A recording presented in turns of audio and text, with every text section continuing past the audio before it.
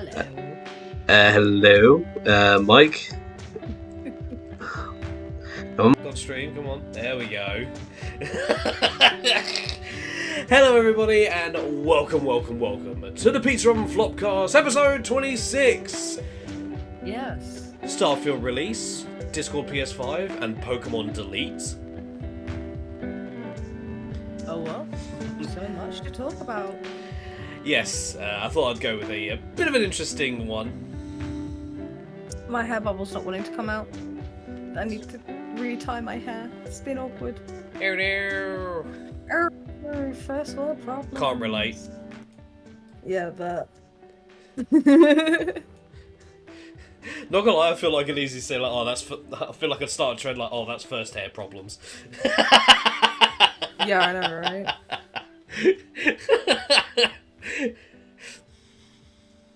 When you're bald and you don't give a fuck.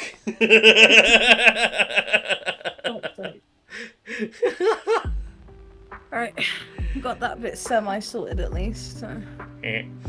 So, ladies and gentlemen, welcome to the Pizza Oven Flopcast. I hope you're all having a wonderful Monday.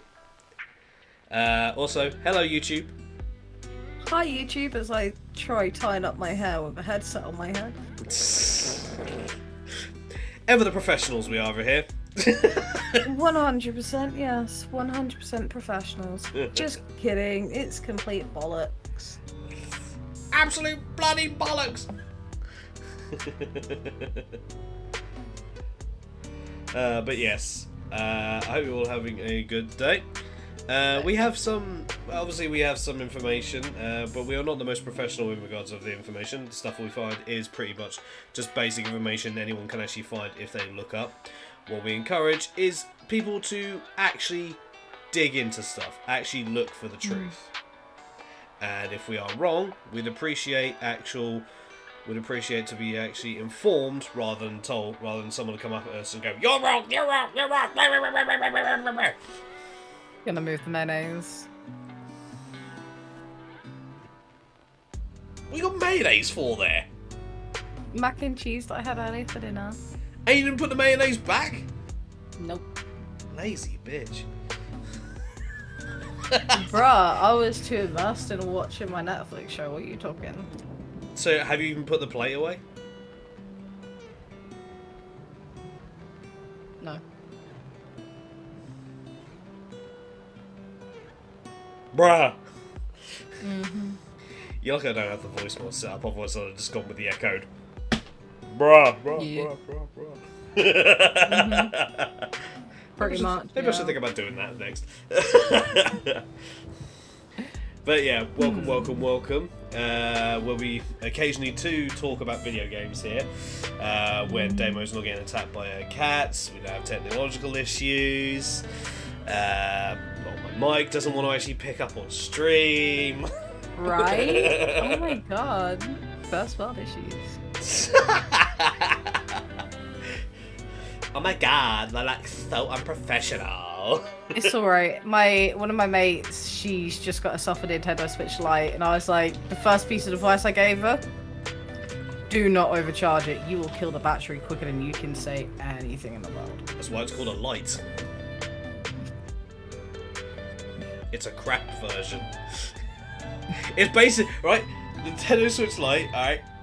Don't get me wrong, people, it's a good big kit, but it's kind of like a Wii U. No, here we go. That's what I'm saying. If this dingus over here can end up killing it by overcharging it, then I've got the OG Switch and it's still running perfectly fine.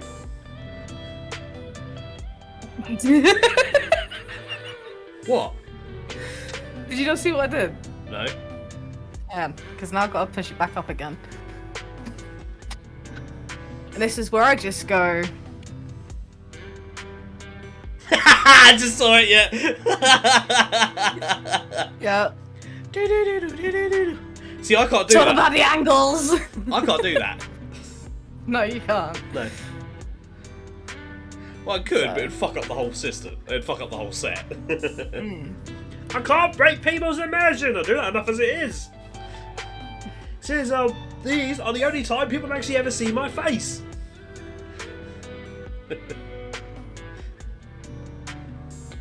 Sorry, I'm still watching the last episode. We're almost done. Oh my fucking god, here we go. My typical co-host, always distracted by something. I don't know what you're talking about.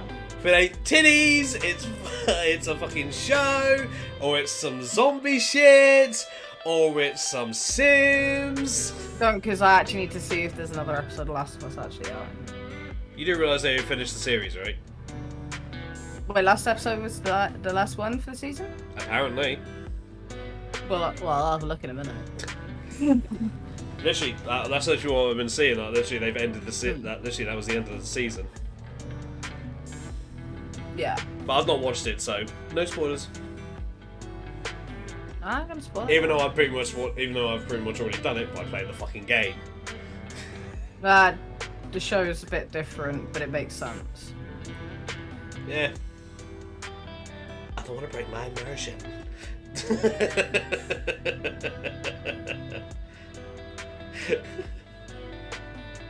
Look, at the beginning, Ellie's just a brat, okay?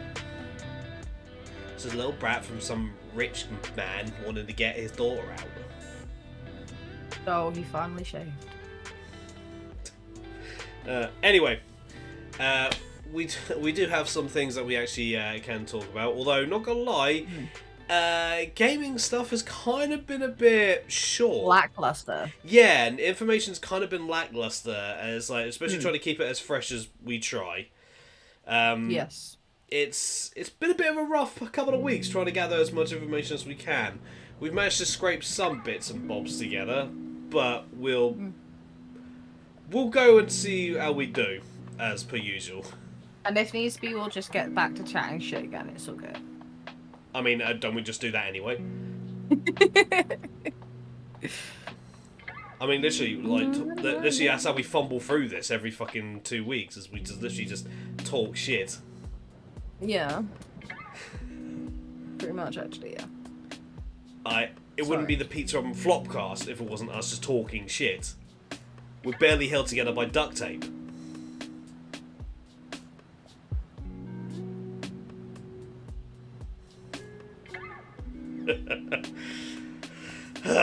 But yeah, so, and this is going to annoy you because I know you're trying to pay attention to your show.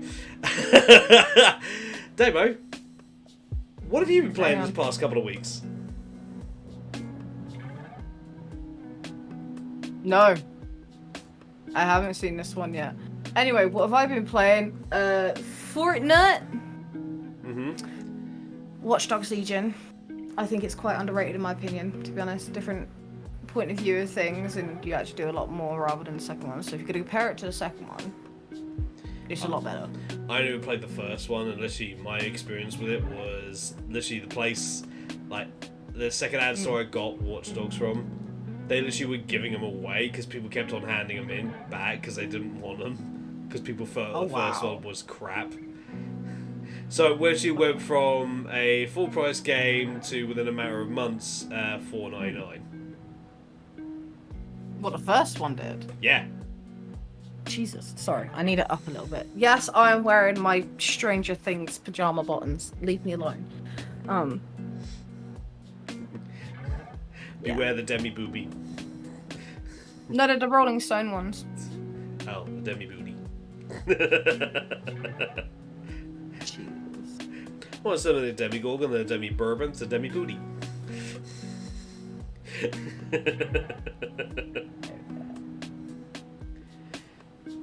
So you've been playing Watch Dogs. What else?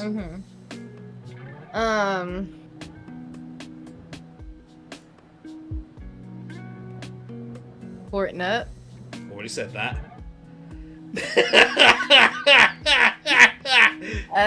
I'm trying to remember.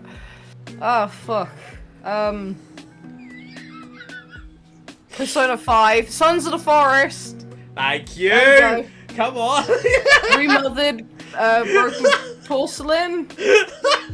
Yeah, Broken Porcelain. So I'm having to literally look at my desktop for this because it's helping me jog my memory. And some Disney Dreamlight Valley.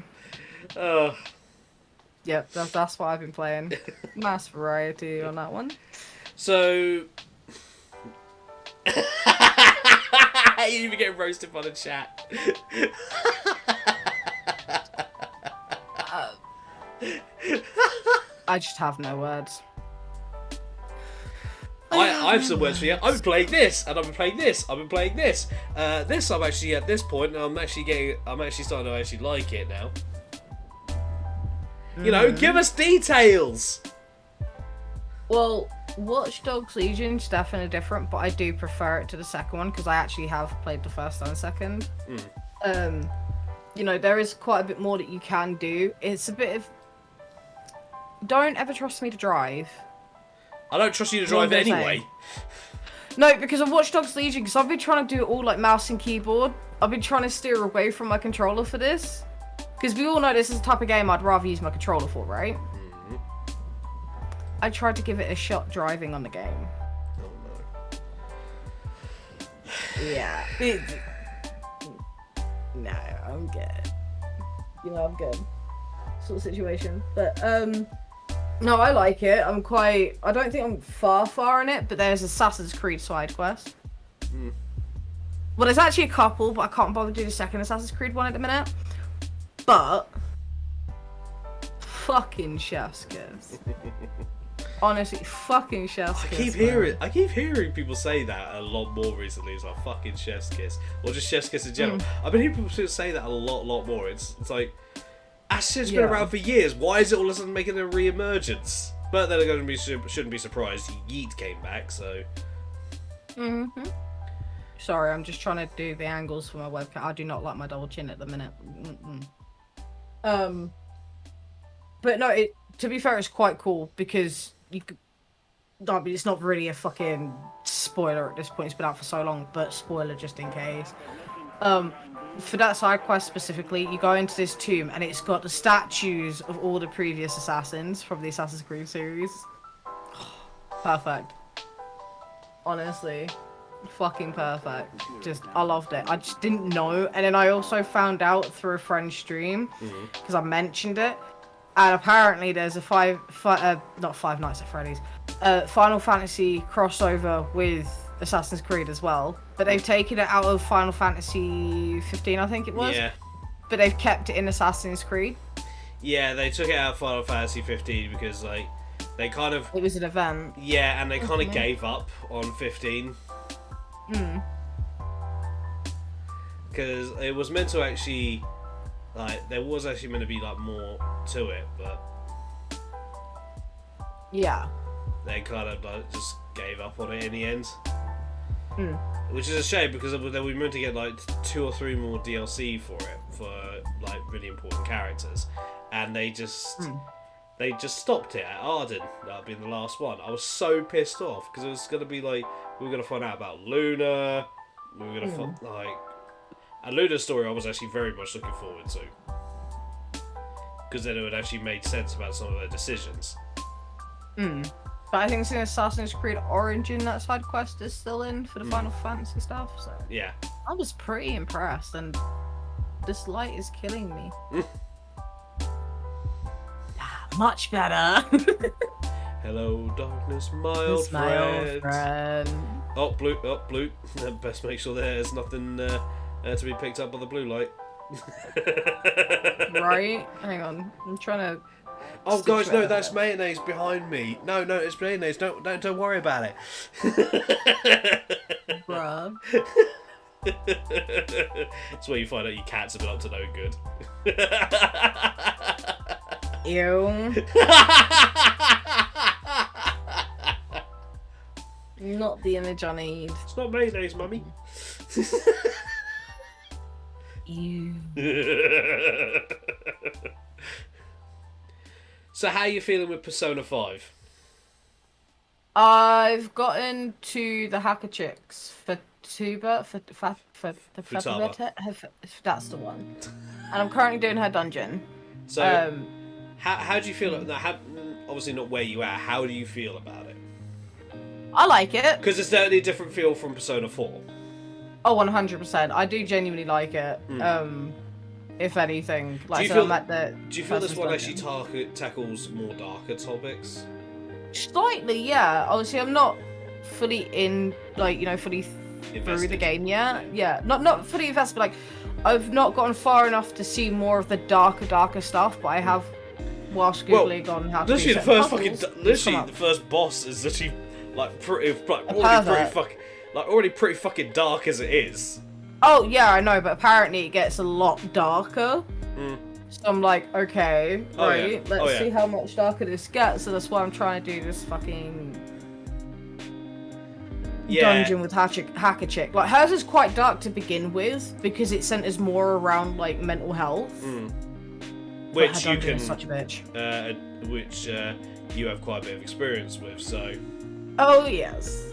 you can kind of like guess a fair amount of her trauma. Oh yeah, no, like literally the second I found out a couple of tidbits about it, I was like, yeah, okay, no, I know what this is centered around, but I get it. Mm. But her dungeon is a bitch. Yes, it is. The music's good though. Definitely 100%. Yeah, music. I do like the music for it. Music for Persona 5 is very, very good. Just in general. Like the artists, literally, they got in for it. Like she originally, I believe she also helped do Persona 3 as well. Ooh. So Just if you bringing like, some of the OG stuff. Nice. gosh, gosh. So if you, I will say the opening for Persona 5 Royal isn't the best. No. I definitely do prefer the original Persona 5 opening. But that's So I do have a question though about Hacker Chick. Pardon me. Do you actually get to have her on your team? Because she kind of reminds me of Rise from Persona 4. Yes, she becomes your analyzer. Okay, I thought. I'm suspicious of that. Yeah. Yeah. And I like the way that they've done it though as well, because it's like usually when you're faced with the stereotypes of like these hacker people, multi blah blah blah whatever. You don't see them. Like, it's never brought to light why they could potentially be shutting themselves away as much as they shine a light on that in this, if that makes sense. Yeah, that's what I like about it, because it literally it shows not just the trauma of like what adults have caused or what's been caused, why they are, but it's also showing the reality that some kids have to face. Like the main protagonist, he's basically. But due to political bullshit, he's been labelled with a crime. For something that he didn't even do. Yeah. So wrongful injustice. Yeah. So yeah, he's basically just been labelled with it. I don't know who. Like, I don't know if you can actually specifically romance people in this one either, because Yes, I've you not can. had the option. Yes, you can. But I also don't know who I'm gonna go for. There are definitely quite a few options. You can do Arn, you can do Futaba, and Makoto as well. Basically, you should already be able to actually start talking to them, but you need to build up the stats for it. Because here's the thing that's interesting with this with Persona 5 though. With Persona 5, it's not just one stat you need to also do up another stat as well. So it's actually pretty good because it's like it shows, hey, they aren't just all about this. So. No, I get that. Like, because as well, like the only thing that really kind of annoys me about the game as itself is I'm trying to build up ranks. I'm trying to, do it all tactically, and I physically can't do that because it's like, oh, we want to hang out with you. Oh, but we want to hang out. Too many characters want to hang out with you on the same fucking day, and I'm just like, I need to go get the thing that cost 100,000 yen from the fucking tarot lady. You're doing the fortune teller. Alright. Well, this thing I've been wanting to get there to get it done, but I can't. The fortune teller, you can romance her. Have you come across the reporter yet? Yes, she's very fucking annoying. You can romance her, right? Ew. You can right. And you come across your teacher being a maid. Yes. That was fucking hilarious. Yeah. You actually hers is actually pretty interesting, actually. Her story. Okay. So yeah, that's why a lot of people consider, like, outside of the main group of characters, a lot of people say she's probably one of the better ones that people go for. Oh, to romance. Mm-hmm. Yeah. Yeah, I never really understood the plot line of that, like, hangout or where she's the maid sort of thing, and I'm just like... It costs. Teacher got it out for you? It costs quite a bit, but... She's not a fan of you to begin with, but that's because she's... Heard all the rumours and shit, yeah. Not just that, she's also wrapped up in her own head. Mm. And it takes a bit to actually break that. I think as well with like Persona 5 is you can tell as a whole, like not just with Yubita's hacker girl. Like with her story, that's the one. Thank you, Lion, for the hydrate. I will have to go make myself a drink in a little while. I'm not thirsty currently. But like as a whole, like it's more mental health orientated, I think. Mm-hmm. Because you know it's these little, well, what they call it, like, you know, like psychotic breakdowns or something like that, and then they all of a sudden these bad guys have this emotional awakening and stuff. It's very interesting because I've never known it, the Persona series, to kind of go down heavily on that route. Oh, trust me, with Persona 3, it was pretty dark, and it showed, well, it didn't go to that extent, but basically the shadows could take people in the middle of the day. Yeah. And in the middle of the night, and it actually reached a point where if they got taken, then they would basically lose themselves, and they would just basically be walking husks. I know, like in Persona 4, it's obviously mentioned more a little bit, so obviously because of, you know, this little sister / cousin. Like from her perspective, and it actually is quite sad. Yeah, Nanako, like for her story on the whole take of it is quite sad. And obviously like with the dad as well, like he never really comes to terms with it until like obviously near the end when he's gained that trust for you and stuff. Yeah.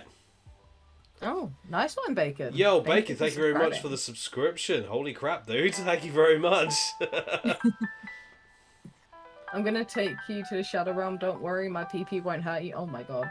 I'm gonna assume that was wrong. That's a wrong series there, Lion. That's Yu-Gi-Oh. Anyway, so as a whole, you've been actually having a bit more of an interesting experience with Persona 5. Yeah, because it takes more to my interest, obviously, where I like learning about psychology and you know the psychological aspect of the human mind. So it's more of an interest to me personally. Because you've got Royal, don't you? The one that you're playing. Mm-hmm. There's actually a character in there that's basically meant to be like the psychologist for the school. Oh yeah. Yeah. Yeah, I'm trying to build up as much of a rank with him as possible at the minute. Also, I assume you've obviously seen the supposed detective that's famous. Yeah, you build up his social rank as quick as you can. Oh yeah, the TV detective. Yes. Solely because you will actually get the extra stuff that was put into Royal. Yeah. Persona a Daddy Professor for the win. Yeah. But I like with the Professor though, specifically Persona 5 Royal, like with the different answers and stuff like that, he deflects a lot on his patients. Like a hell of a lot more than any character really in the game. It's like if he's using the main protagonist that you obviously play as a ways of discovering himself and helping him as well as helping other people, but more so himself out of anything else. Well, his backstory is actually pretty interesting, which you don't actually find out until after like the regular Persona 5 stuff is done. So, and you actually have a chance to actually get a few bad endings as well. Yeah, I remember you telling me that. No. It's mainly when you're like... No, literally, no. Up past that, there's actually a couple more bad endings you could get. Yeah. Okay. Yeah. This one has more bad endings than any of the others. Yeah. So it's that's interesting. Yeah. But then again, I've still got some other work to do in regards to helping you. Yeah, I know. But at the end of the day, it's not top priority to do. Like, yes, I'd love to see the true ending. Yes, like, always, but... The fight is rough. Well, not just that, but it's also not the top of our priorities to do right now. And that's why I'm okay with holding it off. I believe there's in the newer bit of the story 4 bad endings. Oh, Yep. okay. Yeah. Yeah. The music's also good in the new extra bits as well. But yeah. So, all in all, would you recommend? I'll ask you this: would you actually recommend Persona to someone else? Yeah, honestly, I would. I'd just obviously give them the slight trigger warning, especially for Persona 5. Because obviously not everyone's going to really truly grasp, like, the backstories of the characters until, like, you know, it kind of hits them hard with the realization. Save up and grind on the professor as much. I will most likely do that. I have been trying whenever I can. Yeah. Like, 100%. Alright, so, with that being said, what the fuck have I been playing? Yeah, what have you been doing, you old bastard? I've been hitting Pokemon Unite again. Actually, just enjoying grinding out some of that because I got Zacian as available to get through an event, and it's kind of a pain in the ass. I think I'm close to maybe getting him. So, I've also been hitting the Theatre Rhythm Final Fantasy game as well. Doing that. Yeah, that is true. It's very fun. Also been trying out the new Fortnite season, which, not gonna lie, the new area gives me a bit of Apex Legends vibes.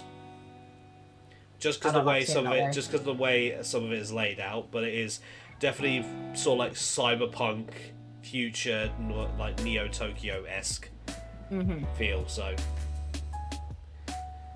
I like the overall Japanese theme for it. I'm calling it for what it is. I do as well. It's certainly something different, although I'm just waiting for whatever more anime characters are going to fucking bring in a Fortnite, because it's like, really? Attack on Titan now? It's like, oh, when's One Piece coming? It's like, when are they going to do that next? I'm surprised we've not had Persona yet in there. Considering how much. Fun fact, though, talking of Persona, the AFK Arena game on my phone actually at one point did have a little mini event to do with Persona 5. Yeah, where you can get the characters for it. Yeah, I can't, unfortunately, until if they ever bring out an event to do with it again. But I really wouldn't mind, to be honest. Yeah. God damn it!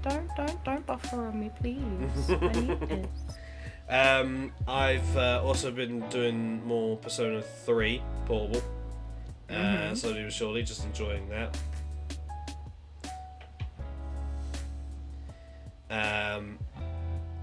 So it's been great going through the nostalgia of that as well. I've not actually really been playing much other than that. Obviously, we finished Digimon Survive, and I've been slowly going through the other events where we get some unfortunate stuff happen to some of our beloved characters. I'm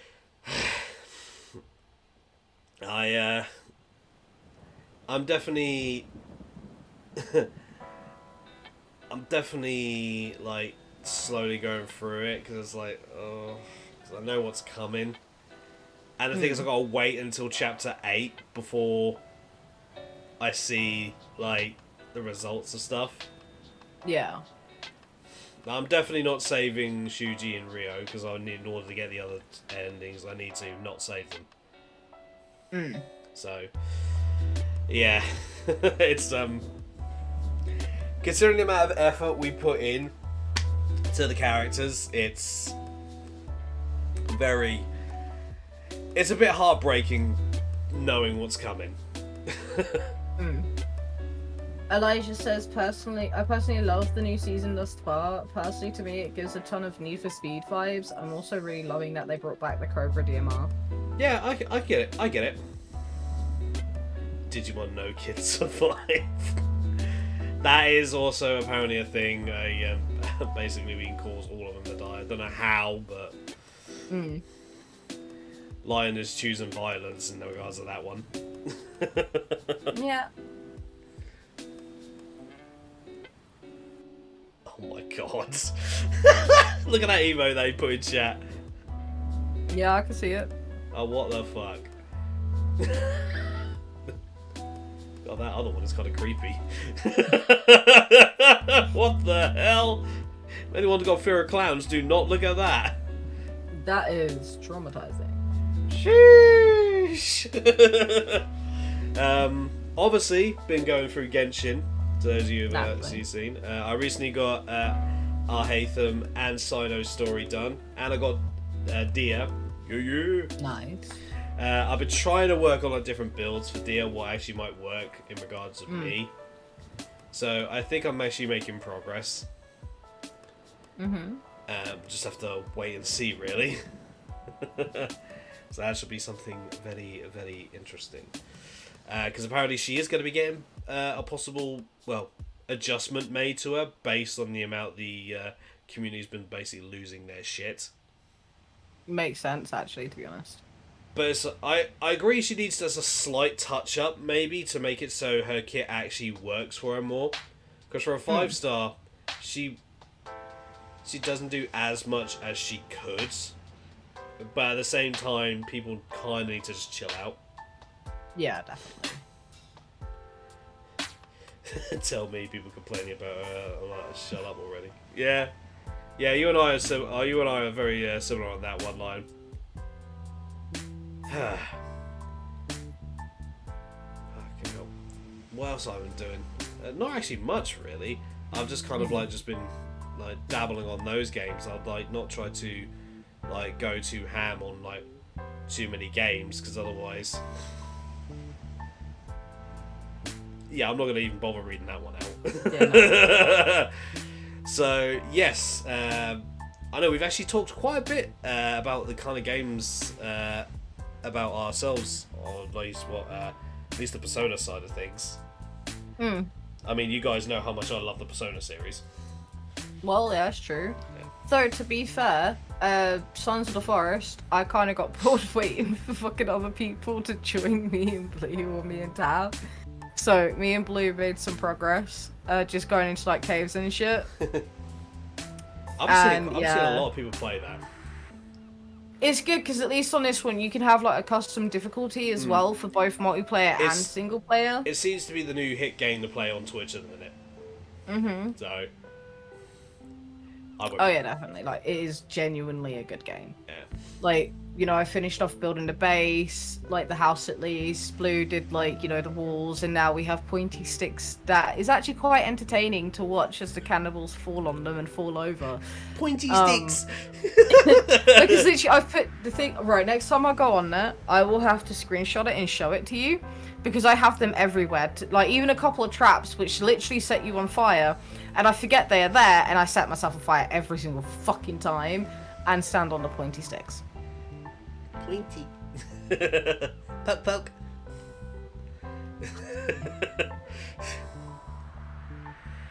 I actually, in regards to theatre rhythm, something that just popped in my head. When I initially streamed it, I didn't know that there were certain songs that could not be streamed. It's actually, on the list. There's actually, when you go into the settings, there's actually a streaming thing on there, and it basically gives you a list of games that they do not want you to play on stream or on video. It's on the videos. It's I can respect they're actually being very specific on that one. I can respect that. Because at least they're actually saying. So if anyone actually gets caught out on that, and then they get obviously hit with copyright strikes or claims, it's you kind of don't really have anyone to blame but yourself on that one. The information is there. Most other games that have music, and they won't fucking tell you. Yeah, no, pretty much. Back for Blood, for example. Square Enix, I can't really have a go at them on that one. They're actually doing more than most. So, whereas most people would be just mute it, you'll be fine. You can mute it. You can mute the copyright music. The thing is, when it came to Back for Blood originally releasing, if you remember, they set the music under special effects or something like that, or genuinely in the game, and they didn't have the option to just turn down the fucking music. So you had to literally mute the entire fucking game. That must have been hell to stream when that came out, because trust me, I know. I'm good. I know. I still haven't beaten the first chapter of that. Same. Alex has. He's done it solo. Nice. I need to jump back on that at some point. Well, yeah, I mean, you and I both have it, so I could easily install it on the PC now as well if I really wanted to. And I mean, initially when we did it before, we actually did the comms through the game as well. 'Cause I remember me, Lion, and Inventor played it. Back for Blood. Yeah, it's definitely something that we definitely need to jump back on again. Back for And Blood. the time I jumped on it, I had to go at the people on the game because they weren't cooperating, and they finally listened. I saw my favorite moment on there is actually it's one of the missions in chapter 1. Actually, you basically are on a ship and you have to basically set the explosives. Yeah, another one you got about. Yeah, we literally, because I even made this a video just because I thought it was fucking funny. So like, we're literally getting through the zombies, we're fucking shooting them. Lion keeps dropping, we're getting him back up. He's dropping back up, and then it's like. We placed the explosives, so then we try to get Lion back up and get him moving. He couldn't see he was getting attacked. I then notice 10 seconds left. And I'm like, go, go, go, go, go, go, go! We gotta move, we gotta move, we gotta move! We got no time, no time, no time! Yep. Well, we have the PS5 power to back it up now. That is true, that is true. So we may not have as many issues. Actually, say that we're still probably gonna suck. Well, I have a capture card. It's just obviously I have to literally be very dependable on the OBS for the audio. Which see, sucks. do you know how? Because I have to deal with the audio delay for me as well. Do you know what I do? I have earphones in. Oh, bless you. Earphones in the computer. And I have headphones in for the TV, and I lower the volume for me for the game on the computer, but loud enough so stream can still hear it, and then I've still got that. But I'm using the PC monitor, so I'd have to literally use the capture card device because it's got the earphone bit in, but I don't know how to turn it down that way. So. I lost all my hunting gear that run. Yeah. But we'll figure something out, like, to be honest. Like, no, we genuinely will. Yeah. But, that's enough about us. Tano actually... Do you want to kickstart... I was going to say, do you want to kickstart off so I can go make a coffee? I'll kickstart us off. Thank you. I just say no to game audio. That's why, yeah, that's why you much. get deafened every time I hit one of your damn alerts, Alex.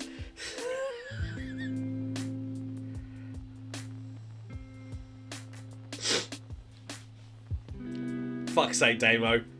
Just go make your damn coffee. Fuck's sake. So, there was a game that was actually announced by Bethesda some time ago called Starfield. And it was basically, well, the way that things were going, it was meant to kind of basically be released last year, maybe early this year. Well, Bethesda has finally actually given us a release date for it. And this is coming from the Gaming Bible. Possibly. Well, to be honest, I've not really touched Diablo 2, and I kind of want to. Alright, but anyway, this is coming from the Gaming Bible. This is their article. Almost 10 months after Bethesda announced that Starfield was being delayed and would no longer be hitting its November 2022 release window, we finally have a new release date for the sci-fi RPG along with a new trailer. Starfield will finally be coming to Xbox Series X/S and PC on 6th of September.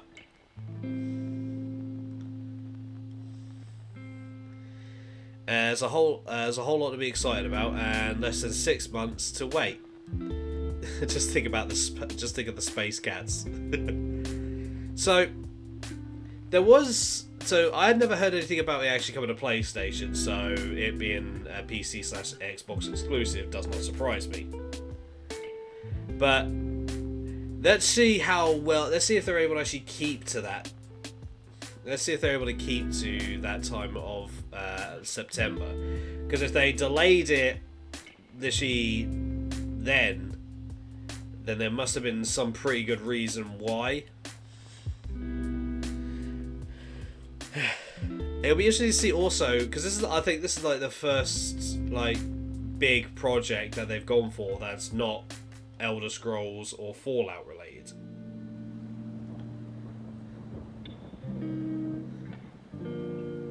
Apparently, floating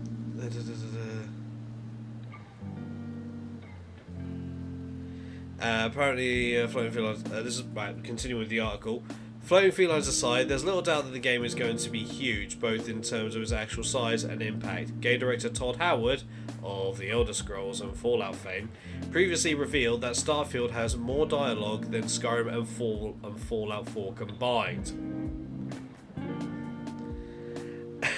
Which is mind-boggling. To be exact, it'll have over 250,000 lines of dialogue, while Skyrim had 60,000 and Fallout 4 had 111,000. Sounds like we're going to have a lot of chatty NPCs to talk to. Yes, Starfield, not Stardew Valley.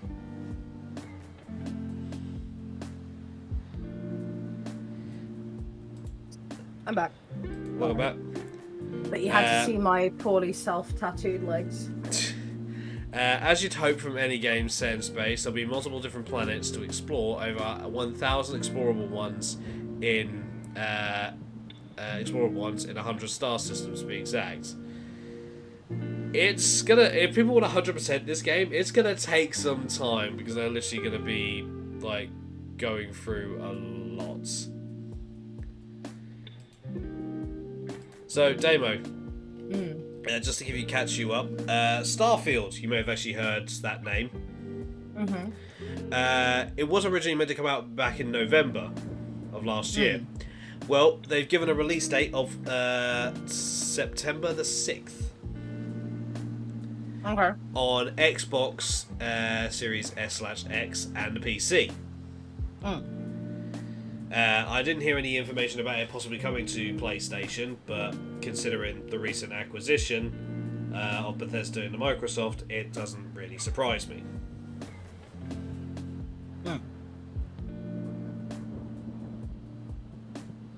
So, yeah. And also, apparently, do you want to know how many lines of dialogue Starfield's apparently meant to have?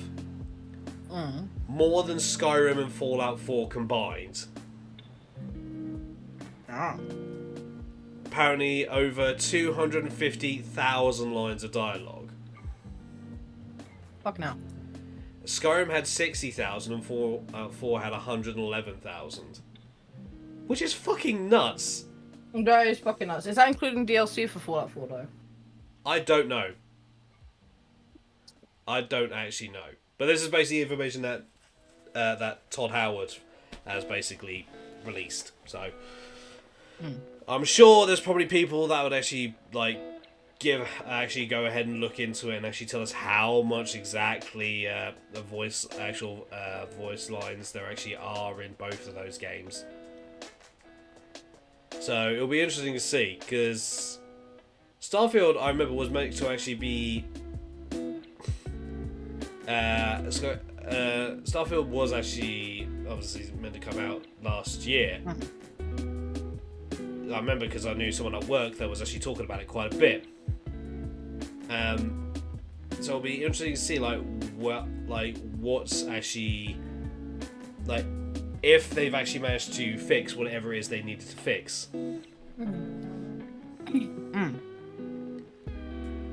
So yeah. Give me Scalebound. I don't care about people touching PP in space. They can do that in their own time. I mean, technically they can do that in Mass Effect, but indeed, give us Scalebound. We were robbed of a very good game there.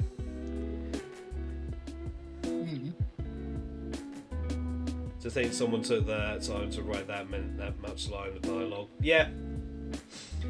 Yeah, it's there's a lot of dialogue. But it kind of calls into question, when you think about it, it's because I'm thinking about it, it's that's considering the amount of NPCs there are in Skyrim, 60,000 does not seem like much. So there's a lot of repeat voice dialogue. More than likely. No, there is. Because like, a lot of the guards basically just kind of like repeat themselves. Mm. And so it's like, what? So I'm also kind of getting distracted because as I'm reading this article out, there's also like a trailer for Goat Simulator 3. Oh my god. A game definitely have to get back on. So much stuff. Don't for fuck's sake, me. But yeah, like how? So 250,000 lines of dialogue. And considering the fact there's meant to be over 1,000 planets across over 100 solar systems, 250,000 lines of dialogue, when you actually break it down, is not that much, given like how many considering. Like, there's definitely going to be quite a fair amount of repeats, and who's to say that's even actually that like 1,000 planets in 100 stars and 100 solar systems is actually going to be accessible at the beginning. True. Like, because that shit's got to take some time to do. So, I don't know. It'll be interesting to see people's overall response on how the game actually is. I'm not going to play it myself, because that type of game just doesn't interest me. I'd never played No Man's Sky, so if I want to do space exploration, then I'll just do that. Especially considering how it's multiplayer. But yeah. So that'll definitely be something to maybe keep an eye on. So no doubt we'll end up probably talking about it here on the Flopcast when it actually releases later on this year. So stay tuned, everybody. Because, yeah. Oh god, no. No, the whole big keep... No! You're right? It fell all of it in the cup.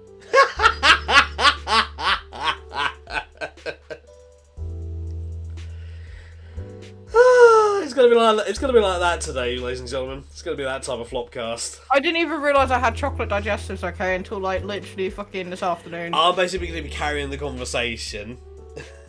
Damo's gonna Well, be there's not many, but I'm down to like, yeah, last few. 2, 3, 2.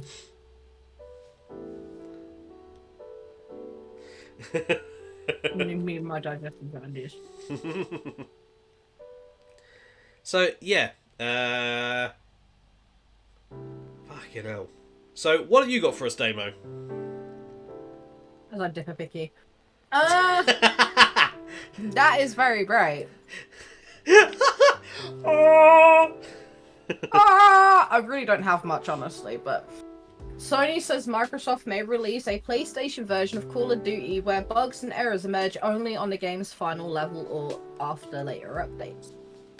Hold up, what? Context, please. You will gladly get context once I've eaten the wet bit of the biscuit.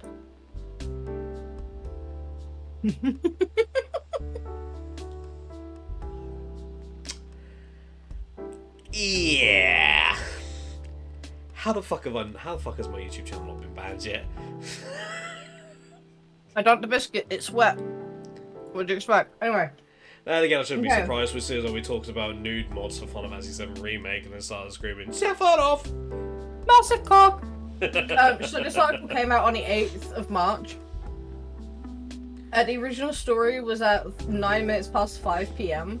And it states, Sony has suggested a number of ways Microsoft could hinder Call of Duty on PlayStation should regulators approve Microsoft's supposed $69 billion takeover of Activision Blizzard, including purposely releasing a version with bugs and errors.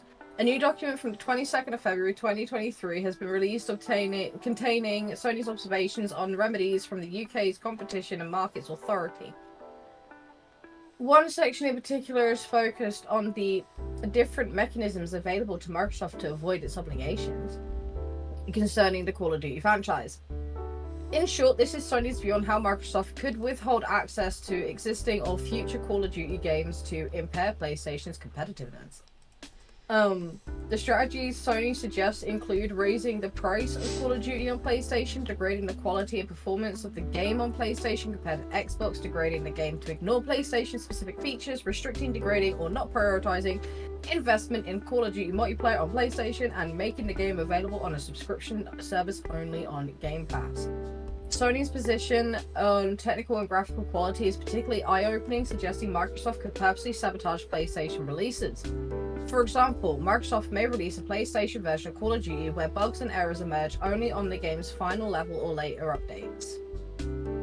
Even if such degradations could be swiftly detected, any remedy would likely come too late, by which time the gaming community would have lost confidence in PlayStation as a go-to venue to play Call of Duty, reads the document. Isn't that technically then just a manipulation of the market then? Heavily, and is practically borderline illegal to do, actually. That's kind of why Xbox is current. That's kind of why Microsoft's in the current lawsuit issue that it's currently going through. Is because of this type of situation. Further, Sony suggests Microsoft will always prioritize its own Xbox versions of games. Post-transaction, Microsoft will make choices about the support it will provide to develop any PlayStation version of Call of Duty. Even if Microsoft operated in good faith, it would be incentivized to support and prioritize development of Xbox version of the game, such as using its best engineers and more of its resources, reads the document. I keep repeating the word reads the document, this is getting annoying. Yeah, but here's the thing though, it's like, yeah, they put their own engineers on it, but the company that makes the game would have their own engineers for that sort of stuff. So Activision Blizzard is potentially going to be acquired by Xbox. But that's the whole thing of why there's currently a legal thing going on for it. Because it's like that type of stuff. Literally, if that is the potential case of why they're dealing with that lawsuit at the moment. And it's making a lot of sense now, huh? It's like reading patch notes that are pointless. Basically, that's basically what's going to be happening. So basically, they'll sabotage PlayStation. Because not just that, also... to get them more money in the market. No, thinking about it, this actually goes even further than just PlayStation and Xbox. Because think about any game that's actually, also got... that's also on the Switch. Because if Activision Blizzard, what game can you also get on the Switch? Overwatch. So if they start doing that with Call of Duty, what's to stop them from actually doing it with a game like Overwatch? What's to stop them doing with other games that are also not just on PlayStation but also on the Switch as well? That's going to incentivize a lot of companies that make more only exclusives, and it's basically going to bring back the whole console war thing again. It's almost like that's what they're trying to revitalize. Because it's the only way Xbox can stay relevant. Sorry, not sorry, but it's true.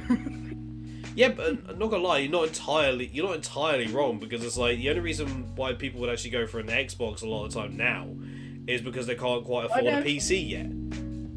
Because essentially an Xbox is just a cheaper PC. Yeah, pretty much. Just less powerful components. And the cat wanted attention, so I apologise. I have to have my fair child on the screen. I mean, it's nothing new. We kind of expect that. We can't expect that from you anyway. That's literally one of the things. Like when I talk to people about the Flopcast, that's literally one of the things I say. Is there's cat shenanigans on there as well.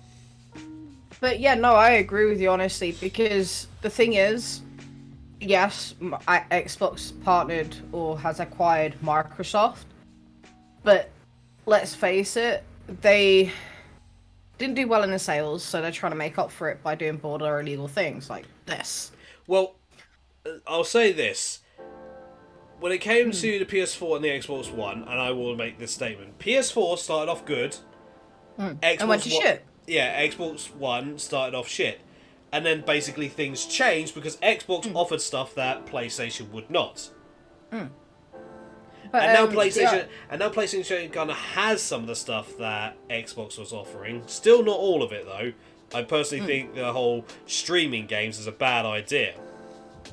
Because Xbox doesn't do that. And yeah. I personally think that's a bad idea. Because if you're gonna have like older games, you shouldn't have it just like solely based on your internet. No, of course not. Because But the... it's like that. But that's kind of why I say that PlayStation started off good, but ends up falling. That's why PlayStation 5 was like... A lot of people were highly criticising of the PlayStation 5. Yeah, but then they sold a lot more units than Xbox did. So I think Which that's is kind of, more, which is kind this of is more in retaliation to that as well, if you think about it. Well, we can only speculate. Like, it could be seen as retaliation. It could not. It could just be a case of just people not thinking of retaliation and just wanting to get more money.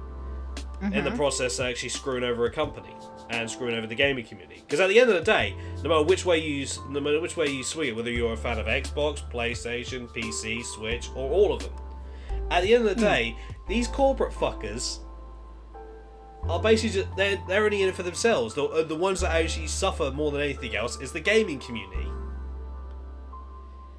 We're the ones that basically end up biting the bullet. So... Well, like, the article also goes on to state, it's through these strategies that Sony believes behavioral commitment from Microsoft to deliver Call of Duty to PlayStation owners would be difficult.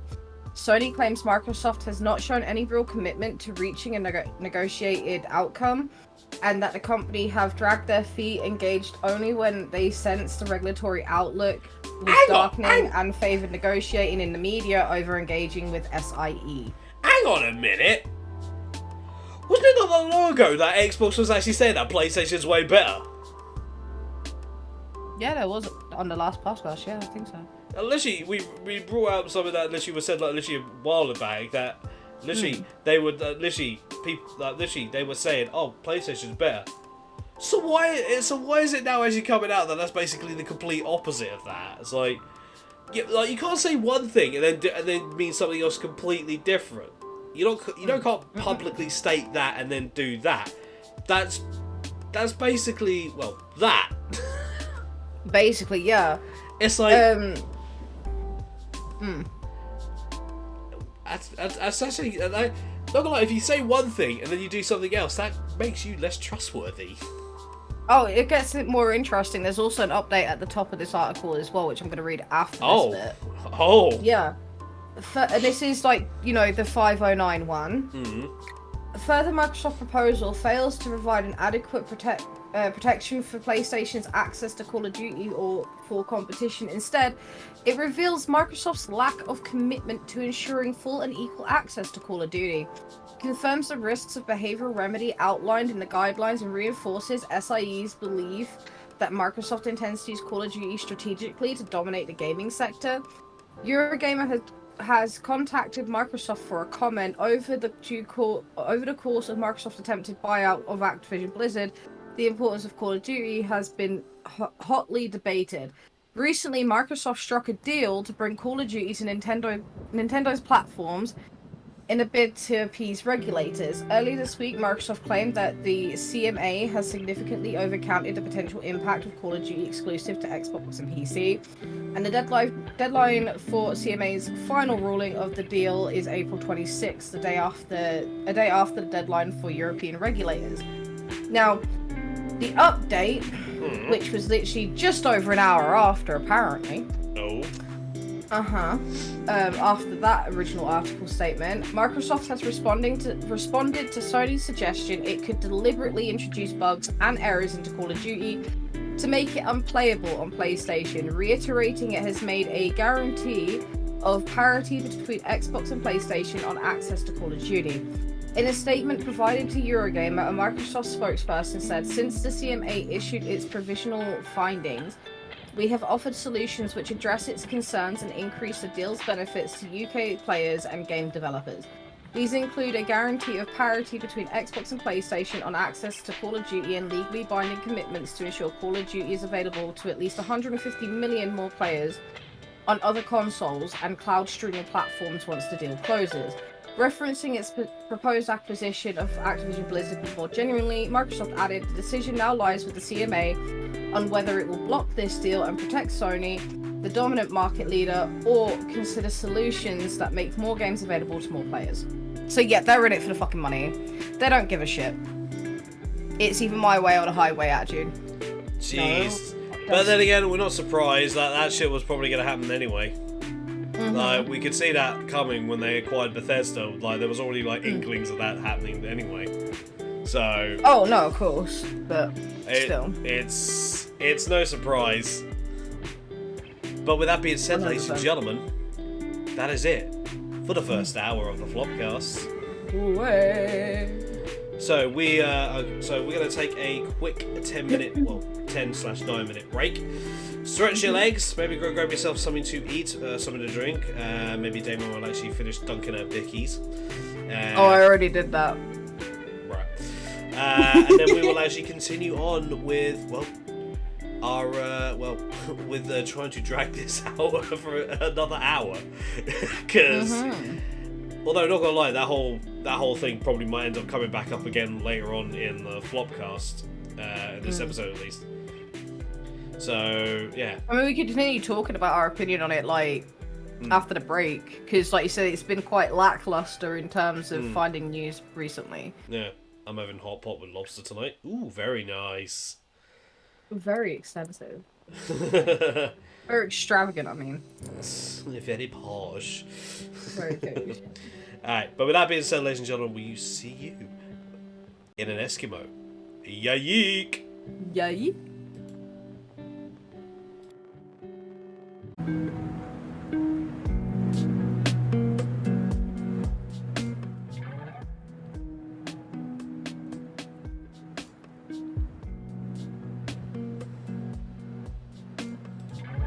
Hello, hello, hello!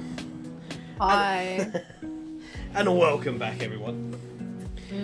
Sorry, that took me a little bit longer, but I was having a bit of a giggle. I'll tell you after, Damo. Obviously, like, during the break, I was, using my phone as a handy little scapegoat to see if there's any more articles we could use, so feel free to use any of them, but the Silent Hill one is mine. Yeah. Actually, I actually sort of thought of something that actually came out earlier in the week, earlier last week, actually.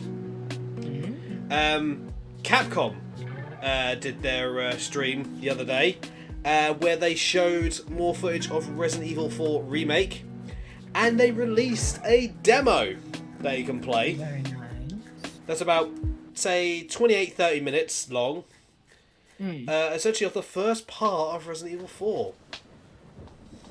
See, this is why I don't like. Well, it's not like I don't like playing demos. I just don't. I'm not interested in demos, especially if it's a game. If I'm really invested, like wanting to be invested. But I'm just saying. It's like they brought that out along with like announcing more information in regards to Monster Hunter Rise on other consoles outside the Switch, as well as announcing Monster Hunter Rise's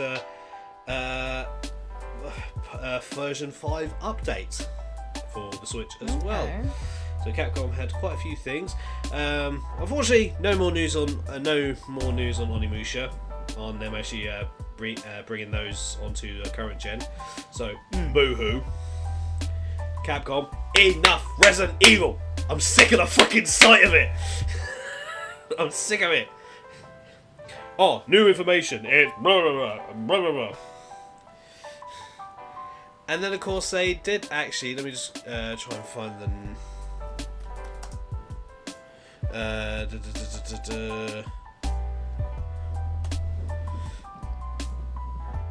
where is it? There was actually a game that they did actually show that looked like it could be interesting. There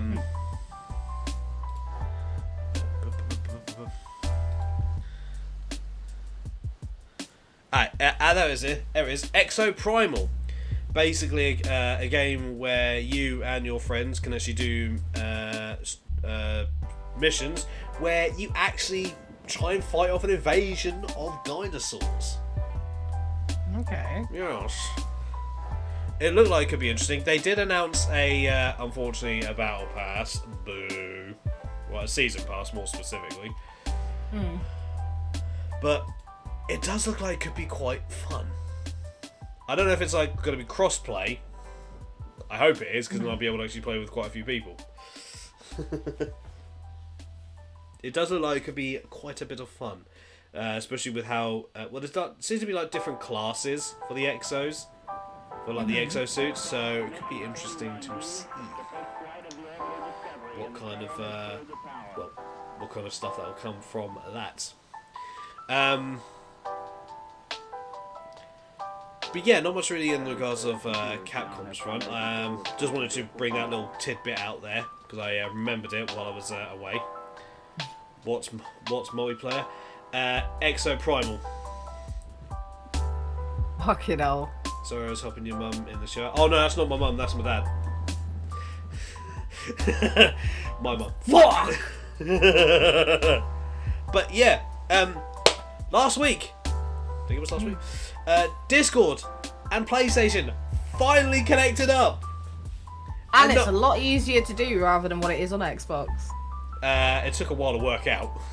It took a while to work out, but you can literally just say, like, if, for example, I didn't have access to the Stream Channel 1 PC, but you'd already dragged me in there, with a click of a few buttons after setting it up, done. Yeah.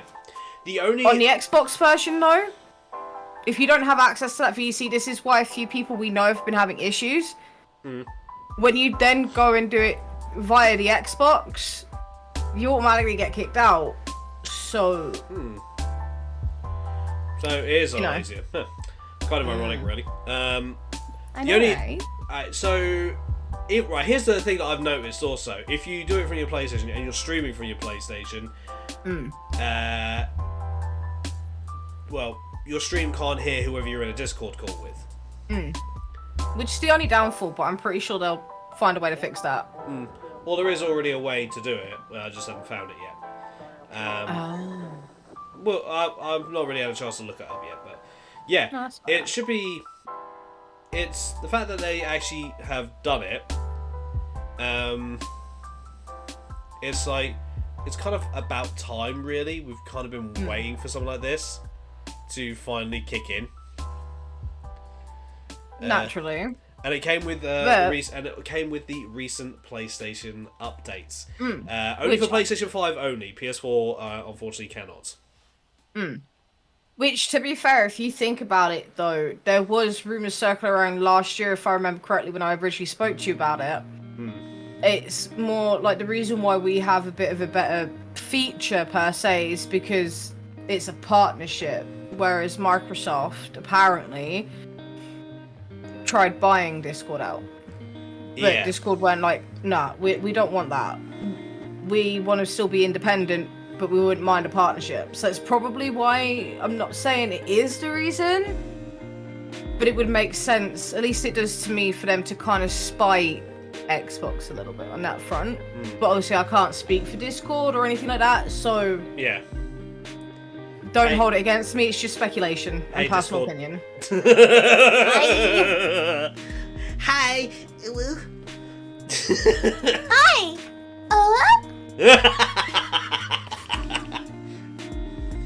Fucking hell.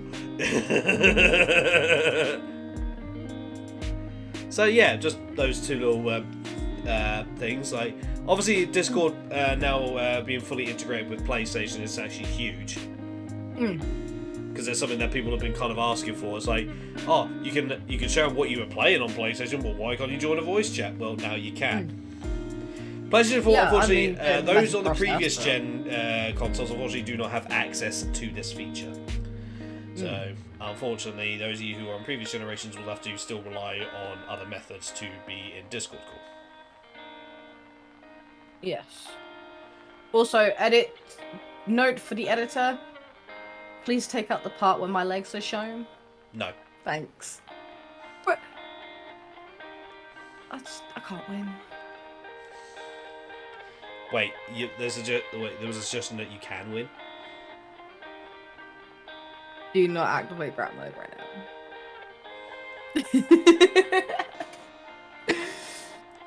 I should just get some sunglasses and just do like the full rock thing, like. You're kinky, fucking all. Anyways, well, yeah, but I'm going through a bit of a weight dysphoria thing at the moment. That's why I've changed the like where my camera's set, like quite a bit, and why I keep moving in certain positions, because I'm not liking my body right now. But you're a brat anyway, Damo, so... I know. I'm just saying, I'm explaining why, like, don't my legs. Doesn't matter. People see me, like... I see London, I see France.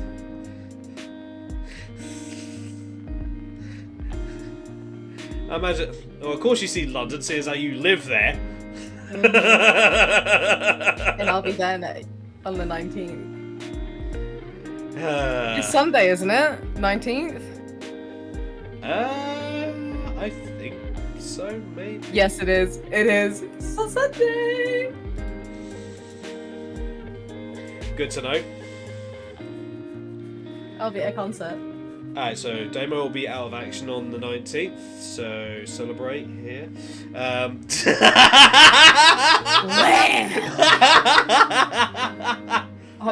I'll be at Wembley. OVO. Wembley Stadium, there we go. Here, funny thing is, Lion will see you before you see him, because we don't, because though we've seen a picture of Lion, it has been a bit. Yeah, it has actually, to be fair. So, yeah. Lion knows, who's that blue-haired crazy bitch? Oh shit, it's Damo. Run! I'll be with my friends, so you probably won't even see me, like, for that long anyway. I have longer hair than a bigger frame. I'm gonna ignore that because my brain's gonna take it differently. Hold up. Wait a minute. Something ain't right. But the fact is, this is gonna be the first time in genuinely a long time where I'm willing to actually go out and, you know... Yeah, Damo's actually not gonna be the social vampire. Damo's actually gonna be out. So I will be posting pictures, by the way, because like it's good. It's just white. Good. I want to see this. I want to see pics. And some fans in Paris actually recently, during the Motionless White European tour, actually got pictures with the band at a bus stop outside a supermarket. I might be lucky. I doubt it. No, I probably won't. But let me keep them hopes in my head, mate. Thank you, Lion. Where'd you see Motionless in White? Oh, I saw them in Tesco. They like microwavable popcorn. They posted on Twitter today, so...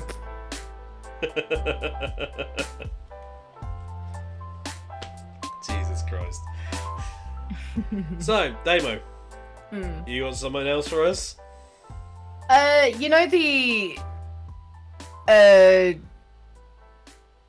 Hang on, brain. You know what we were talking about this morning? About the Twitch streamer / Stranger Things actress. Could we talk about that quickly? Because we didn't say yes or no to it earlier. Oh, I was going to say no, because it's like, that's not really game related.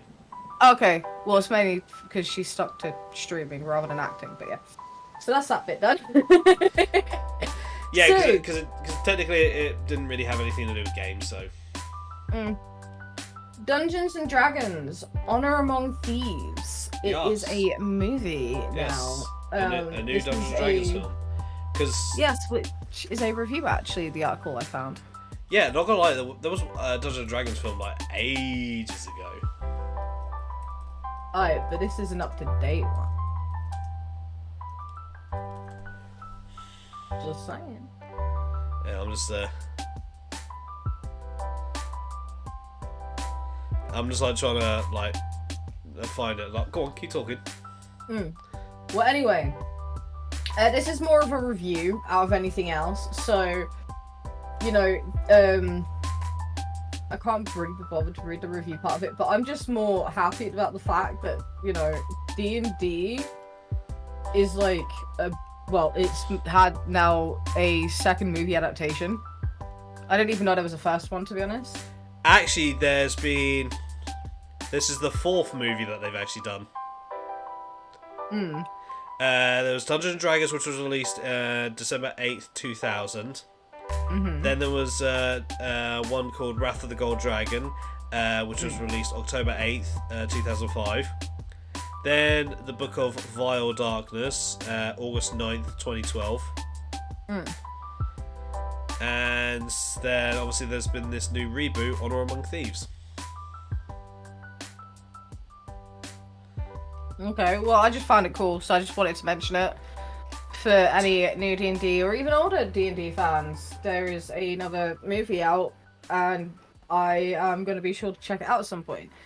Don't you and Belize Food go outside the area? Oh, don't worry, I'm not planning on actually eating food there. It's just that you go to a concert. I'm staying at a hotel overnight. That's quite close, allegedly. And then going home the next day. That's actually it. I can't afford to eat in London, bro. Like, I've already had to dip into my fucking concert money for bills. I ain't gonna have enough money for food. So... like... So, oh my god.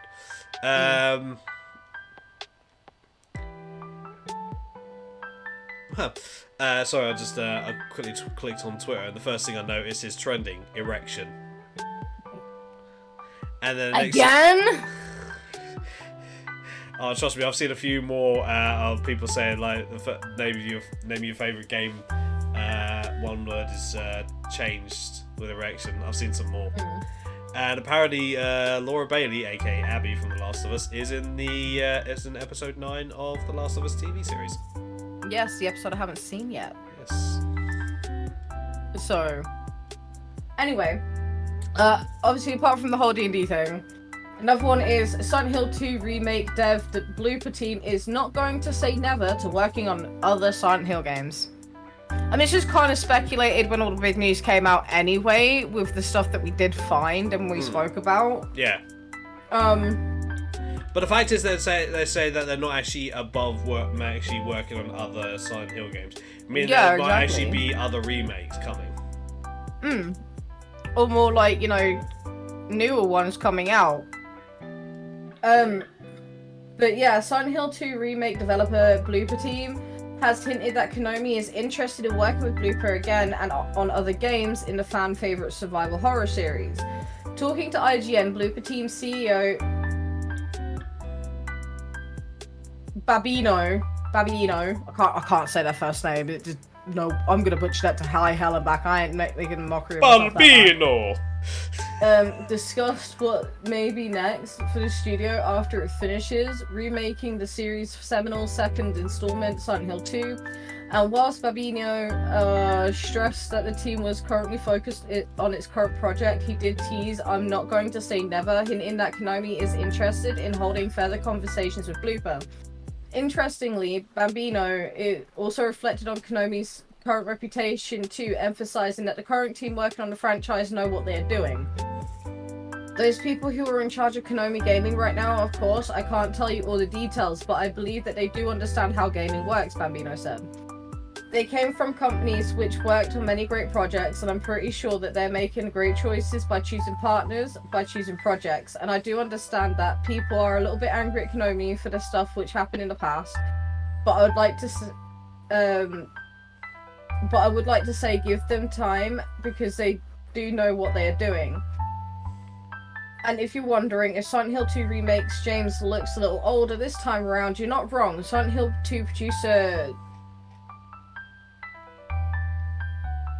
Okamoto has revealed that he is indeed a little older because we are too. In this part, this is in part because fans from 20 years ago are older now, Okamoto said.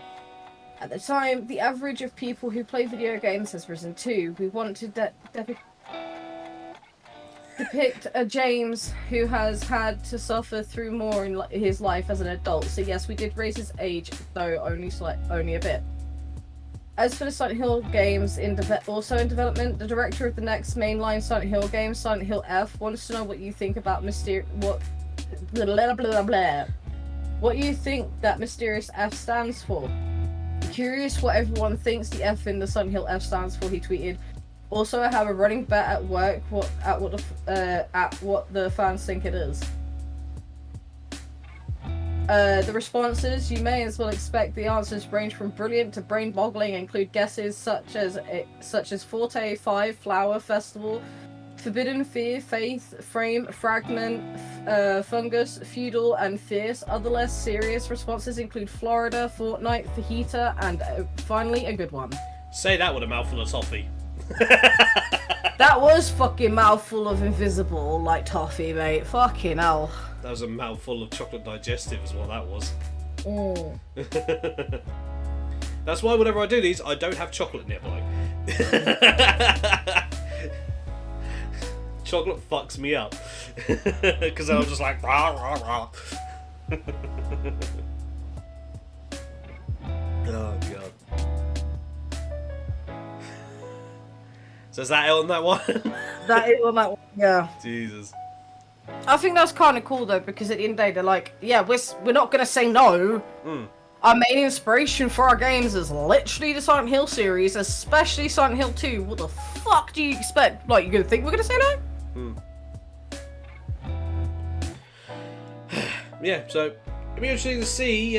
Well, obviously, no doubt at some point we'll end up covering more should any more information about this arise. So, again, stay tuned, everybody. Yeah. And I kept to that. I kept to that as well. I kept you lot updating. Yeah. I'm the one that had faith. Well, you are a Silent Hill fangirl. That is true. That is true. I do want them to release a Scream game, though. Like, full frontal, like, Scream game. Doesn't even have to be multiplayer.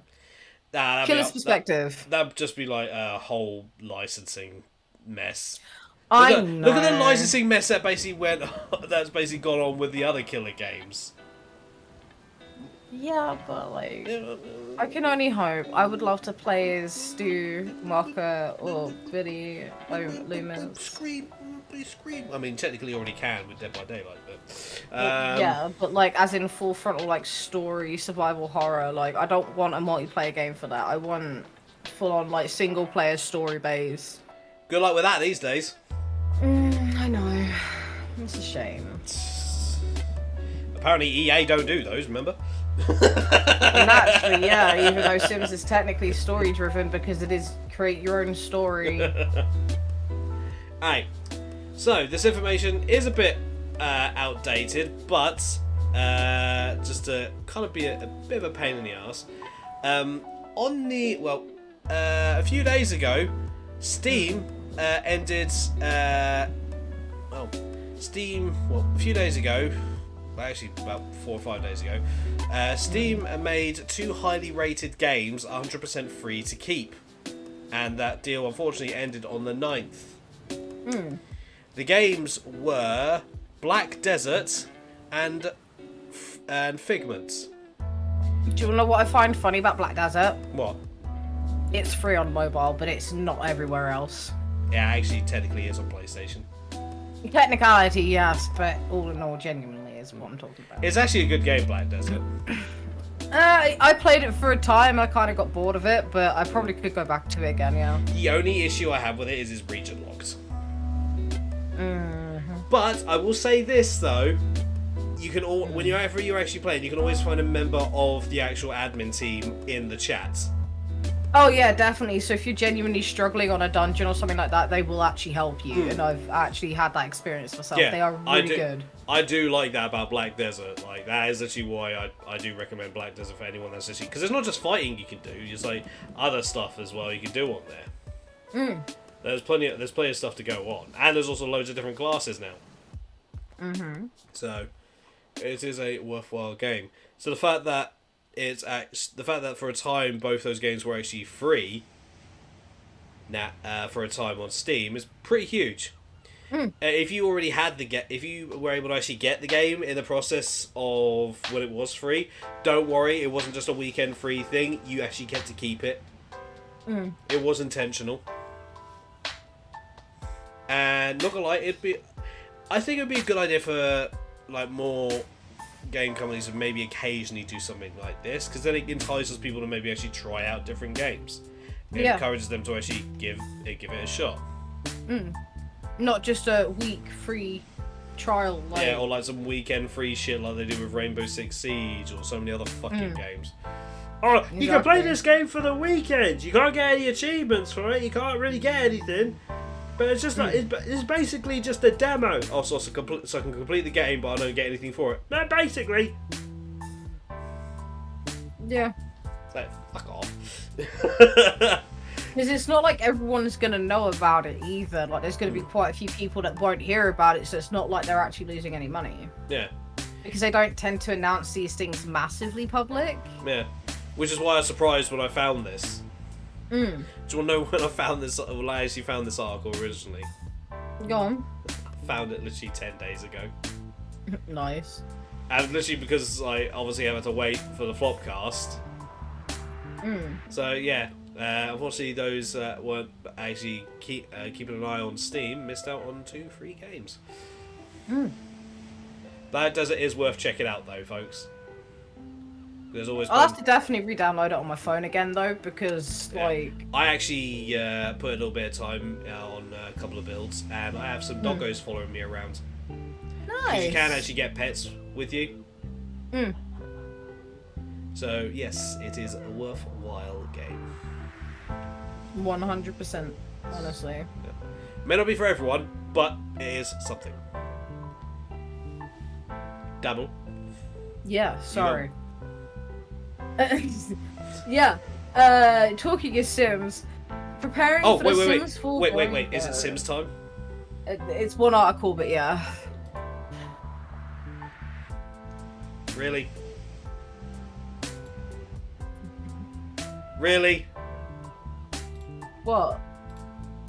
Oh, Sims time with the moon. So yes, there is a new update coming tomorrow in preparation for the new expansion pack of Growing Together.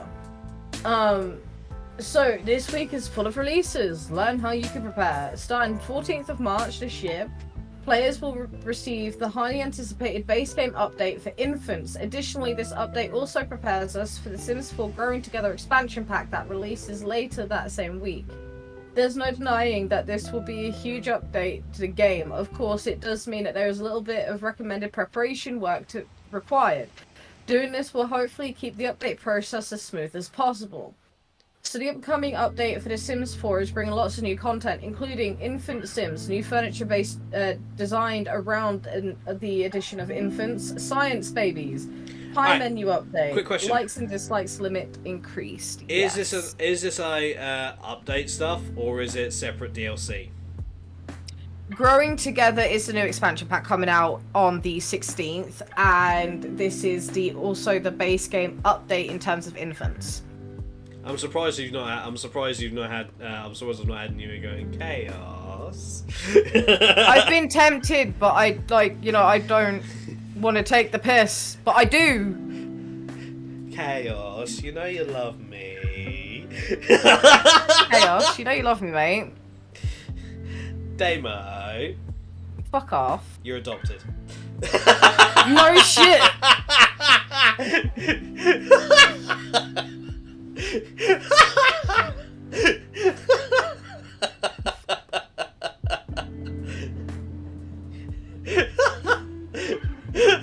Anyway, this is alongside of any bug fixes that the Sims team has been working on to include in this patch. Fear not, there are a few ways to ensure the process goes as smoothly as possible. What can go wrong? A lot could go wrong on Sims. Save files. It is recommended that you back up any save files prior to updating just to be on the safe side. If you play on PC or Mac, you can back up your saves by doing the following, by going to the following location: Documents, Electronic Arts, The Sims 4. From here, you could just copy and paste your save files to another location on your PC or external hard drive / USB stick. However, if you play Sims 4 on either Xbox or PlayStation, you can back up your saves using your console settings. This can be either via cloud storage or external memory. Take a look at a handy tutorial below. I'm not going to bother with that because I don't play it on console anymore. Mods and custom content. Due to the nature of the update, mods and custom content are likely to break. However, remember that the creators of your favourite creators will be working hard to get updates out as quickly as possible. And no, I'm not in any danger of that, thank you very much. I was going to say, that's all we'll fucking hear about then next time. There's going to be a few that I have that will need to be massively updated, but not as bad compared to a lot of people, actually. Because I am in a lot of Sims groups on Facebook, closed ones, and everyone's shitting themselves because a couple of people on there that I've seen recently are quite scared to update the game because they have over 10 gigs worth of custom content. Jesus. And over 240 mods. Fucking hell. And you thought I was bad. I mean, you are, but that's beside the point. Alright, I'll go to my mods folder a second. Oh, I just... I just found, oh, I call that So, this is also including my custom content in my mods folder, because it's literally where it goes. In total, I have got 4.45 gig worth, and this is, again, including all my custom content and mods together. I do have separated folders. I have 1,819 files and 95 folders, which obviously contain a lot of the custom content and mods in. So, yeah. You were saying? I'm trying to behave with my mods at the minute, because a lot of them do keep breaking for whatever reason. They're fully updated and stuff, so... You know, EA just trying to rip off the fucking mod makers. So... Is that it on The Sims? No. Oh, you got more? On this article alone, yes. Fuck me. You should have done that at the beginning. But anyway, you know, it's genuinely important. Just like any game you play that can have mods, it's very important to keep track of the creators whose content you have in your game. It will help with ensuring content in your game is compatible with the latest version of the game. You can track all the latest updates via our dedicated channel on our Discord server, which I am a part of. Multiple Sims Discords as well, actually, is how I'm able to find such great mods and CC. While the game will automatically disable any mods and custom content when you first launch The Sims 4 after updating, it's best to not re-enable them until mod creators confirm that they are safe to use. I don't do this. Because, fuck that shit. If I'm gonna break it, I'm gonna break it. What are you doing? None.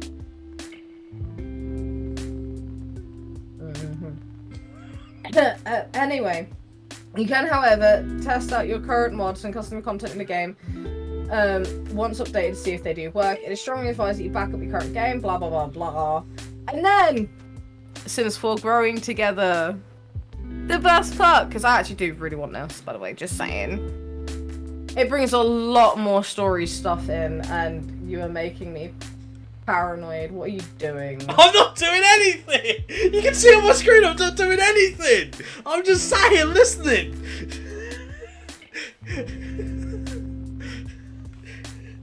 Anyway. So these, you know, release and system requirements is obviously due to drop 16th of this month, 10 AM PT. The EA app will display the exact time the pack is released in the area. It is also important to ensure your device meets system requirements too. So the minimum 64-bit Windows 10, 3.3 GHz Intel Core i3. You know, it's just a minimum. We don't care about those. Pardon me. Okay, 8 gig RAM.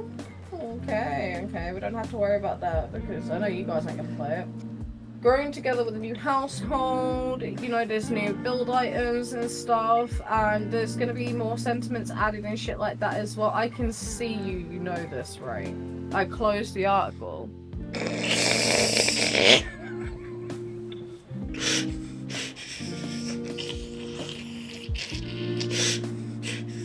Well, time to get out of here! Yeet!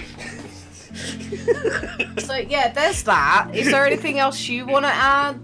Like anything else? So it's taking them this long to actually add like the baby stuff, or like the infant stuff. Like, what's taking them so fucking long? Well, you see, when The Sims 4 first got released, one of the people within the EA team for The Sims really hated babies. Due to personal reasons that affected them in their personal life, apparently. So you'd literally have baby, no toddler, baby, Sims 1 style, baby to child, no toddler stage. So everyone went ballistic about it. So they're working on a game like Sims, and they have issues with kids. They left. They left EA, the Sims team. Yeah. I was gonna say, what the fuck are they doing? They're clearly in the wrong place for that. He left a few years ago. That's kind. I'm sorry, but that's kind of. After she left, we got Parenthood, and then we also had a toddler update as well a few years ago.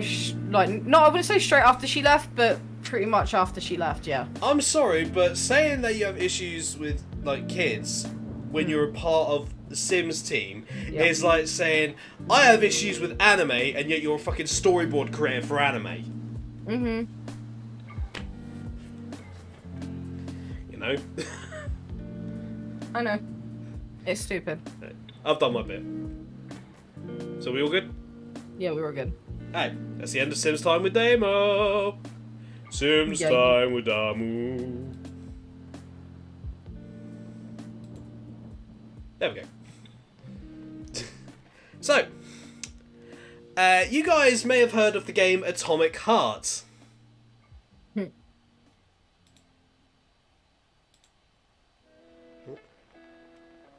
I think. Give me a sec. There seems to be a bit of an issue, maybe. That's what happens when I try to use different stuff. It looks fine to me if that's what you're asking. That'd be what. I was wondering what was out there. And then, one of the things on the scene, for some reason, like opened up on something else. Don't know why. So, you guys know, obviously, Atomic Heart has, certainly generated a bit of interest over the past, since it was released, for various reasons, some good, some bad. The game has generally received positive reviews for the most part. But let me read this. This is an article from Gaming Bible that I just found that I thought I had to just bring up just because A, the title is funny, and B, the way the article starts is also funny. And, Damo will find this funny as well, considering Damo also reacted to Charles playing this game. Oh, yeah. We're talking about that. Okay. Atomic Heart players are lining up to have sex with a fridge. Yeah. Atomic Heart players are lining up to have sex with a fridge named Nora. Now there's a line I never expected to write on a Monday morning. Never mind being a babe magnet, we want to be a fridge magnet. Am I right? No? Okay, sorry, not sorry. Anyway, let's quickly move on. Atomic Heart, the Bioshock and Wolfenstein-inspired FPS from Russian developer Mundfish, has been the talk of the town lately since its launch in February 2023.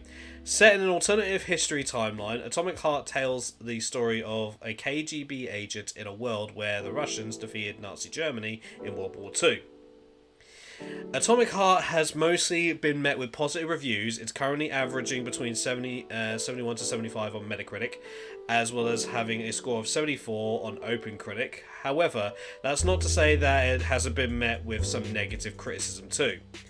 Atomic Heart also features some, let's say, peculiar sexualized moments, to say the least. That being said, as reported by PC Gamer, perhaps nothing is as peculiar as players wanting to have sex with a fridge. And what was your response when you saw this on Charles' stream? I can't remember. I have slept since. It was like something like, "What the fuck am I watching?" Something like that. Oh, something like that, probably. Yeah. Such desires have been expressed in some very strange Steam user reviews. Perhaps none stranger than the comment made by user Matt KLPS, who said, "BRB, I'm going to the kitchen to fuck the fridge. Whatever floats your boat, I guess." What's more, some Steam users are even declaring desires to be tied to the bed. Yes, Nora, you can tie me to the bed, says Nyasya.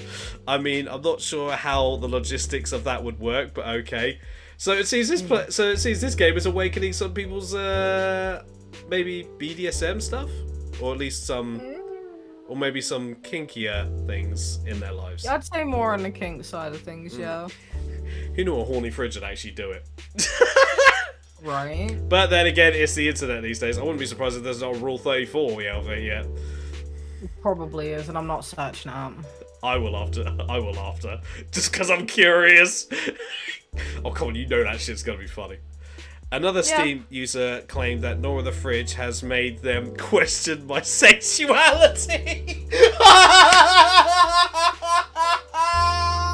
I need to get the game so I can fuck the fridge in its sweet spot. Oh God, my Lion. god. Samsung, get on this.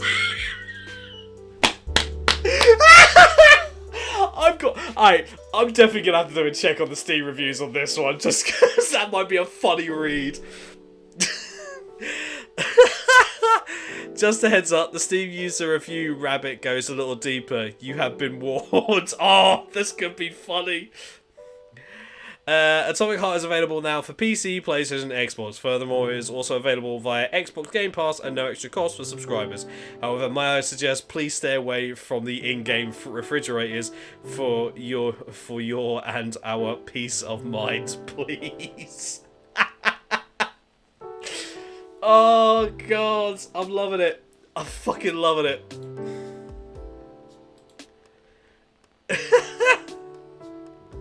My new place now has internet. You do not want to know what kind of fucking nightmare the wiring is. Yeah, I'm not going to ask Charles. Also, hello, Charles.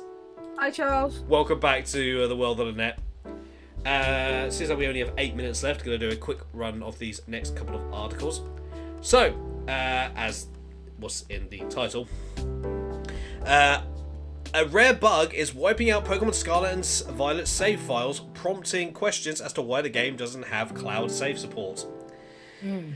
Ever since the game launched, by the way, this is from metro.co.uk, this article.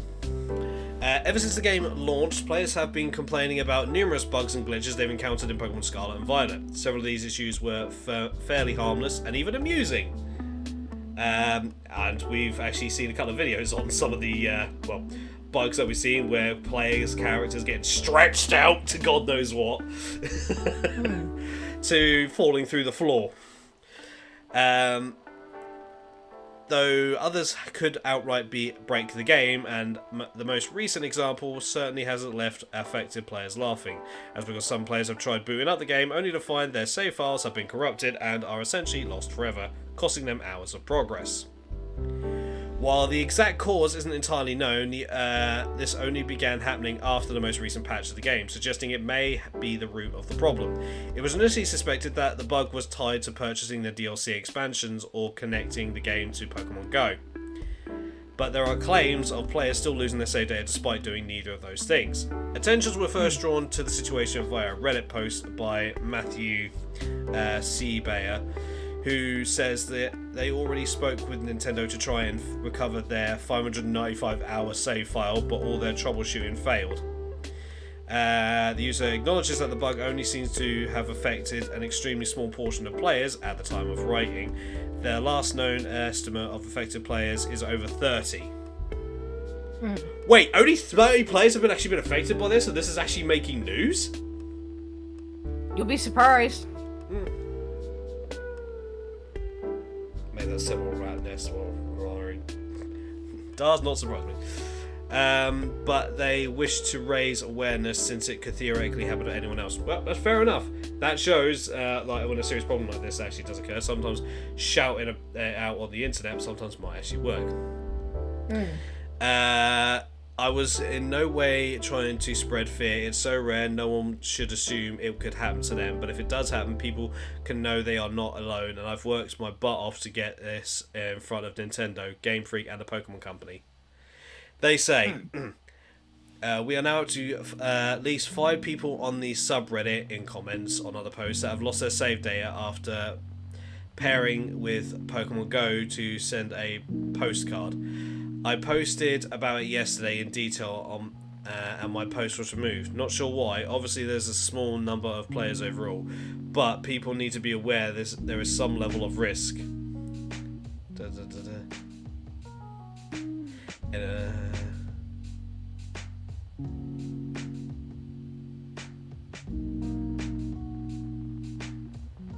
Alright, so because it's only a small amount of people that have actually had this affected. I've just read this. Apparently, they might.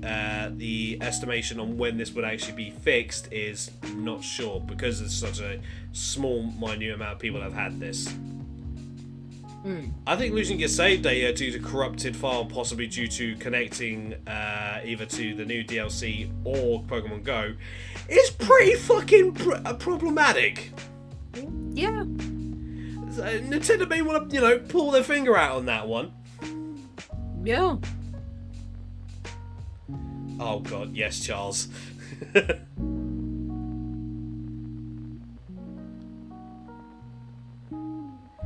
So yeah, hopefully this might encourage Nintendo to actually have cloud save data.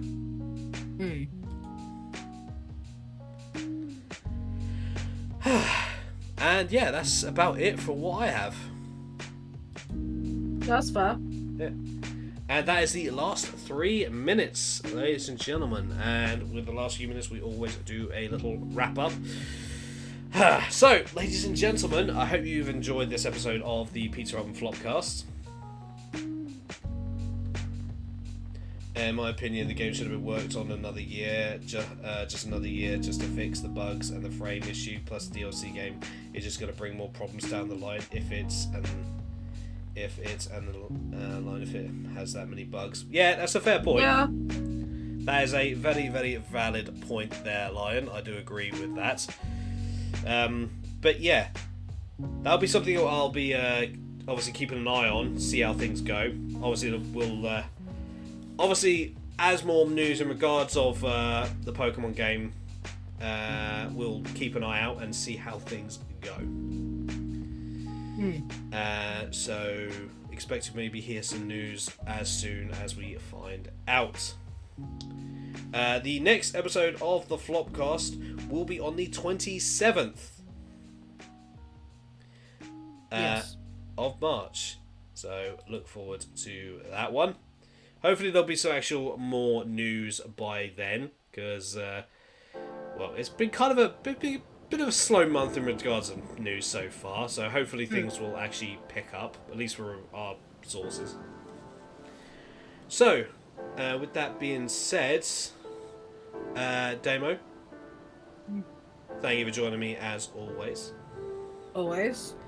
And I know the stream avatar thing may have actually been a bit of distraction for some people. I was just testing out to see how that would actually work on the Flopcast. It will not be, and I don't quite like how it goes, so I will definitely not have it going next Flopcast. So, also this episode of the Flopcast will be uploaded either on Wednesday or Thursday. So look forward to that if you have missed this and you want to catch up on anything we've actually talked about or just listen to us in the background. What our plan is for next Monday, because Digimon Survivor has now been completed, it's just going to be a regular stream, because I have decided to give the voice acting crew a break for a bit while we decide on a game, which will probably end up coming down to me just basically going, right, we're doing this then. Probably. I've already given you a few suggestions anyway, so... Yeah, and I've posted it and I've asked others and I've not really had much response, so it's just going to be a case of, alright, here we go. It's going to be like this. This episode was sponsored by Ben's merch line. Fuck off, Charles! Oh, God. I'm never going to get away with it. I'm just never going to get away with it. But, yeah, ladies and gentlemen, I hope you enjoyed yourselves, and yeah, we are going to go ahead and get the raid shit started. Is it going to be the Blue Moon? Who else would it be? True that. So the first raid command is for those of you who are followed, as always, and the next one is for those who are subscribed.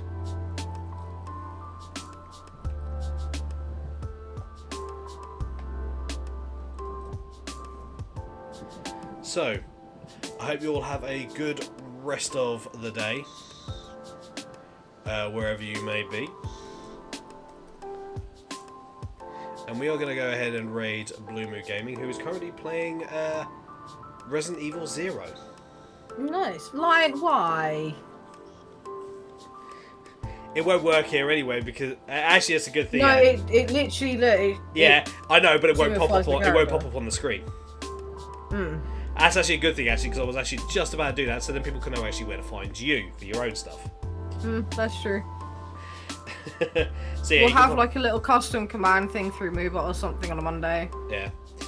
But yeah, ladies and gentlemen, I hope you all, if you want to actually catch Damo's shenanigans, you can go to twitch.tv/it's Damo. Yes. And check out what Damo does. Whether it be Sims related stuff or just random shenanigans and bullshit. Yeah. Mm-hmm. So yeah, with that being said, yeah, no, I'm gonna be going through some bullshit in a minute. I'll tell you after you've raided. So yeah, I hope you guys have a good rest of a Monday, and I hope the week treats you all rather well. I will be streaming next on Friday, so I will see you all then, possibly Thursday. Yes. And with that being said, raise your pizzas high and say it with me. Stay chaotic. I'm in for the challenge. Challenge. Bye. Bye. Yo yeek.